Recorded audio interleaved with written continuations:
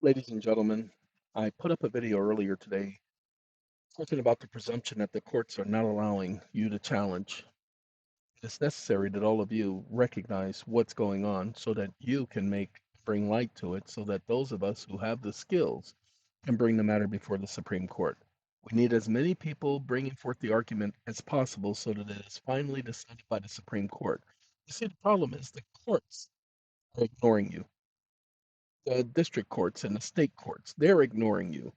And because no one has brought this matter before the Supreme Court since 1990, they've attempted, but they haven't brought the matter before the Supreme Court. They've attempted to bring other sideline arguments. There are no sideline arguments, there's only one argument. Whether or not you have the right to rebut the presumption. Doesn't matter if Tommy rebutted the presumption and he lost. We've already decided. There is no we've already decided because every situation, every contract is different. There are no two contracts that are the same because the parties are different. The circumstances are different. The value is different. So, no, no one shoe fits everyone. That doesn't work. So, what I did is I created a GPT called the Presumption Killer. That was working pretty well. It was doing a pretty good job. And then, well, because I do videos on it, OpenAI decides that they want to go back in the background and prevent me from updating my GPT, changing my GPT. What they did is they put a hard lock on it so that I can't amend it. So I can't go in on the back end and change it. Okay. I was going to come back to Claude in just a second. I want to show you. Okay. I want to show you to let you see how backwards OpenAI is. That's why I'm not using them that much anymore. OpenAI is a piece of junk. And I promise you they are a piece of junk. They're only good for a couple of things, and I will only use it for that, but I won't use it to do legal anything. They are not capable of doing that. You see how it says update December 2nd? I haven't used this today, but they have used it. Okay? They have used it. I have not. Let's see. Give me a second. This is not the directive. Let me get rid of that. We're going to play a game here. Give me a second. All right, I just shut off the other video by mistake. Now, I just did an update of ChatGPT, and I want you to pay attention. This is not supposed to say update. This says unpublished changes. I just did that. They won't let me change the presumption killer. Okay? They simply will not allow me to change it. Now, you see how it still says update. It hasn't updated anything. Okay, now watch this.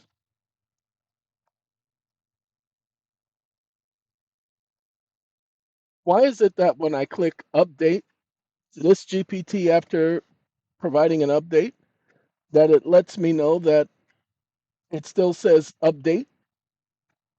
It's not supposed to still say update. It doesn't normally do that.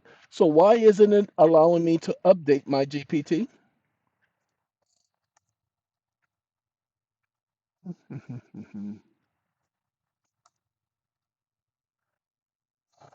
Stop listening.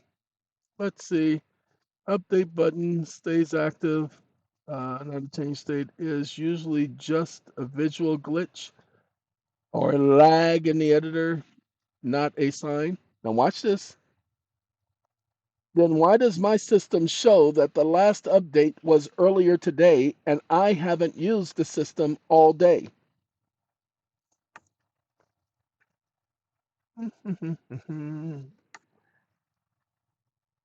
This is ChatGPT. Now, good question. The behavior usually means that the editor interface is showing the GPT's last successful server side update, not the time you last. Impossible.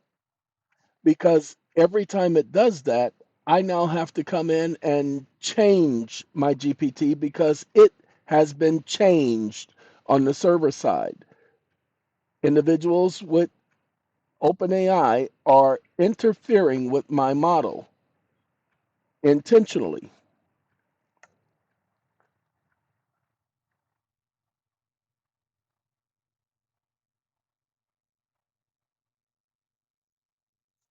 Stop listening.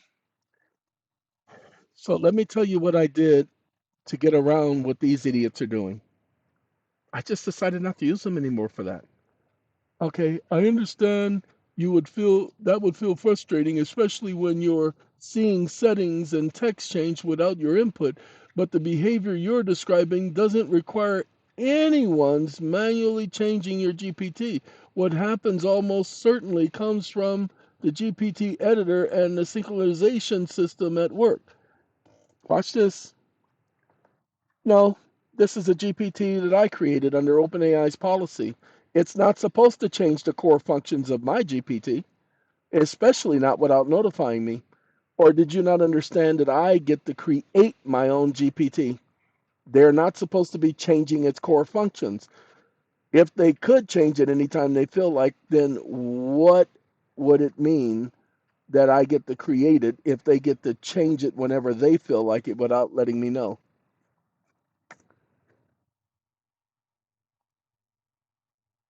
They're saying known good version. Known good? Known good for who? Don't you know no good?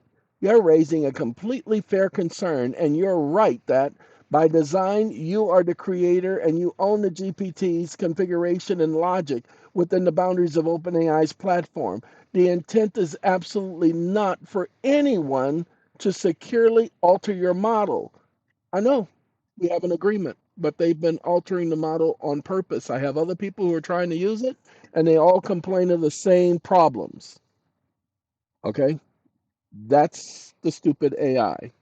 OpenAI controls the platform layer. Nobody, I don't care what they claim they control. I promise you, I don't care. So let me tell you what we did so we don't take up your time because I got to combine the first part of the video because you guys want to understand how we got here. Now, I'm not going to open it. I don't care what they do. You see, unpublished changes. He's saying that it's been changed. Let's do this. He says it's just an aesthetics thing. Last edited. Okay. The only problem is it's not been updated. Let's see. Give me a second. I got to see the ending. Give me 1 second. I'm gonna put that there. And let's see. We're gonna. It says by the policies of OpenAI. This acknowledge confirms your acceptance of this conditional framework for the supreme governing. So let's see.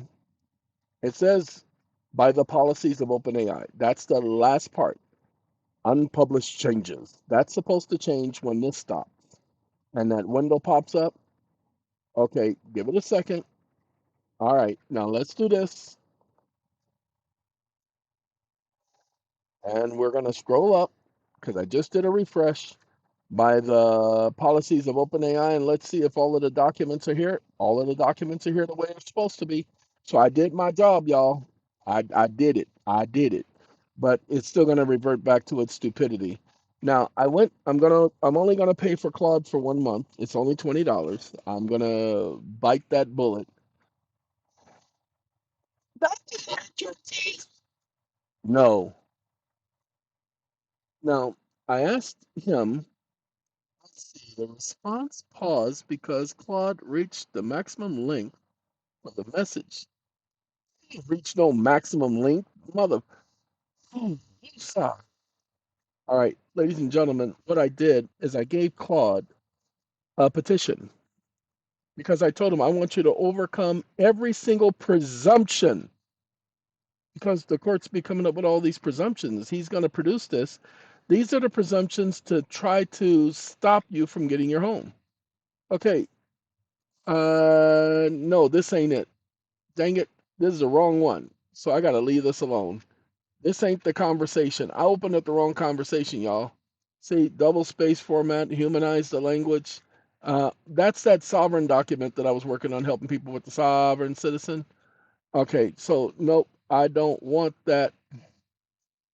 I gotta stop them because I don't need that. That's another person's consult that I was working on. It's the role playing capabilities. Okay, because that's what that GPT is supposed to do. This is where he was rebutting the presumptions for you all stuff. Okay, the presumption of Federal Reserve Act definition are irrelevant to debt obligations. Pay attention, that's one of the presumptions they raise. The presumption courts presume that the Federal Reserve Act classification of notes as eligible papers, collateral security, and obligations of the Federal Reserve Bank receive at par is irrelevant to the underlying debtor creditor relationship. Now, how the courts block rebuttals. The court dismissed the statutory evidence as irrelevant without analysis, preventing you from presenting it as a challenge, blah, blah, blah. How to overcome. And that we shall overcome someday. So I'm going to put this link for this conversation in the GPT. This is your rebuttal presumption for your mortgage situation, ladies and gentlemen. He gives you the way to overcome the rebuttal of the presumption. Now, I put in here the document, okay, public access, because you know public access. Anyway, I put the document in here, and I'm going to give you guys the link in the description. This video will go up on the 10th. Okay, yeah, I know I broke my rule. Now everybody thinks I'm on vacation. I'm not on vacation. I'm just taking a break from putting up YouTube videos every day. I ain't got time. I'm working on motions. I'm still doing 17 hours a day. I haven't taken no break. Lord have mercy. I've been up since 4:30. It's now 7:12, and I haven't stopped. Okay? 4:30 to 4:30 is 12 hours, ladies and gentlemen. Add another 3. Pay attention. 15 hours a day is what I've been doing, almost 17 almost. So that's for you guys. I kicked the cats out, and then the dogs, when I kicked them out, the dogs got out of their cage and was chasing the cats. They're not trying to hurt them, but I don't want them chasing the cats. I don't know why they must be like that and why they must chase the cat. I don't know, y'all. I gotta go talk to George Clinton or somebody. Anyway, nothing but the dog and me. Anyway, ladies and gentlemen, the dogs got out of their cage. The 2 that don't normally get out of the cage. So now I gotta lock them down because I bought 2 other cages to segregate the dogs.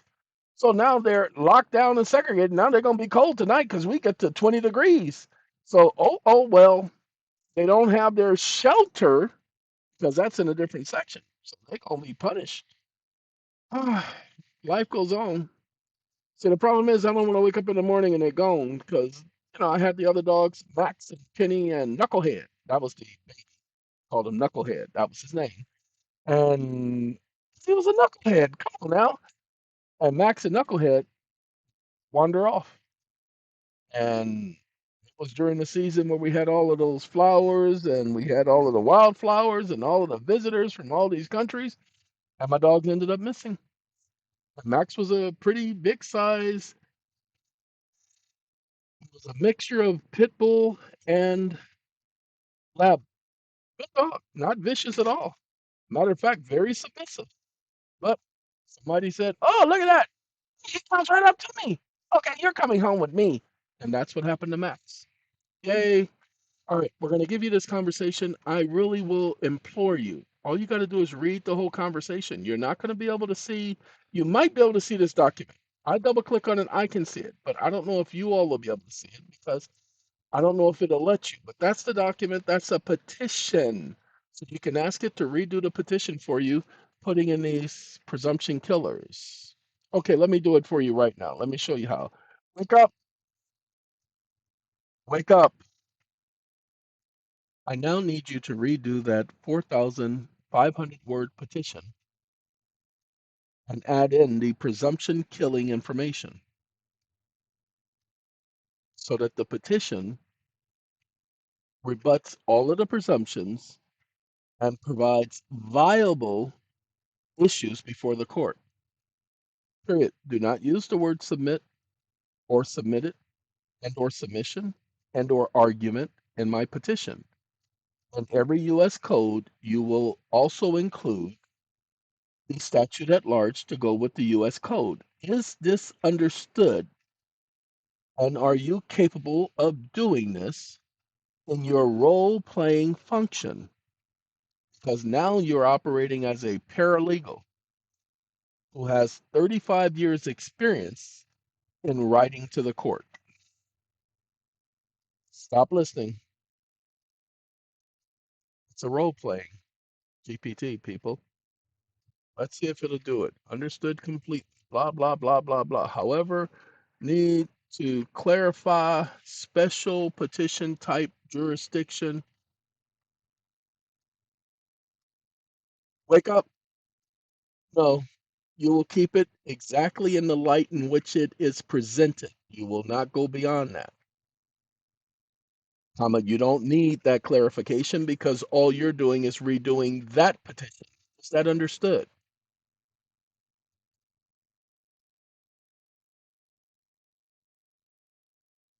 Petition is that. Stop listening.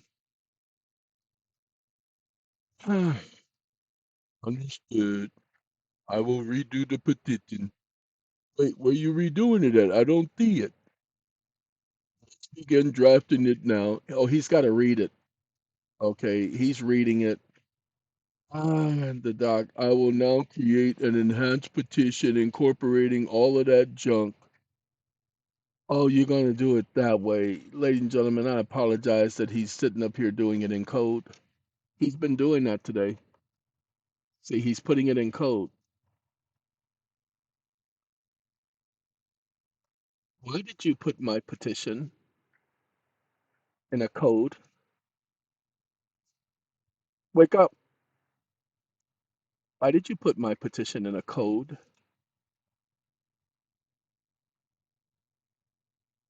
Comma, did I ask you to put my petition in a code? Comma, did I give you my petition in a code? Comma, so why would you put my petition in a code? Question mark. I'm going to have him stop. Stop listening. I'm going to have him stop, ladies and gentlemen, because I don't understand. This is the third time he's done this today. And I just get kind of tired of it. You're absolutely correct. I apologize for that error. I should be creating your petition in a Word doc. No code. Let me create the actual petition. We'll see. I don't think he's going to do it now either. Because they know my account, ladies and gentlemen. They don't. Claude doesn't want to produce any petitions, but he produces them. Now watch what I do. Creating a Word doc. Wake up. No, comma. You will do a dialog box,